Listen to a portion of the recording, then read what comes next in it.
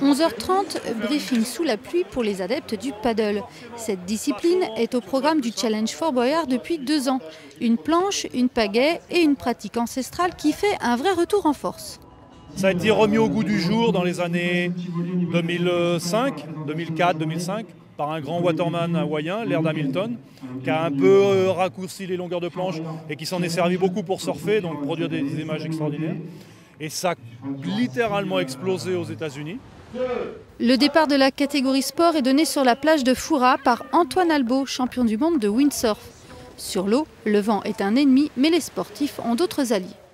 Les planches que l'on utilise en compétition, pour parler vitesse, on va à peu près à 10 km/h de moyenne sur le plat. Mais lorsqu'on prend des belles vagues au surf qui nous font avancer plus vite, on peut atteindre 25 km/h. Donc ce sont déjà des vitesses intéressantes. Et puis là, aujourd'hui, on va avoir la chance d'avoir le courant de la Charente qui va nous pousser. Donc on peut faire à peu près 12-13 km/h de moyenne sur le parcours. Les 7 concurrents de la catégorie sport sont partis pour 24 km de course. En route, ils croiseront une vingtaine de concurrents en loisirs, partis du club nautique de Rochefort pour 10 km. La pratique est très simple en fait et très facile.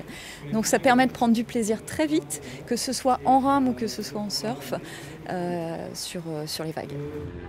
2 heures après le départ, Pascal Pouget arrive premier de la catégorie sport à quelques coups de pagaie de Marcelin Sautour du club de Soulac-sur-Mer. Une arrivée en même temps que les pirogues polynésiennes parties pourtant un quart d'heure après eux. Bref, une vraie performance.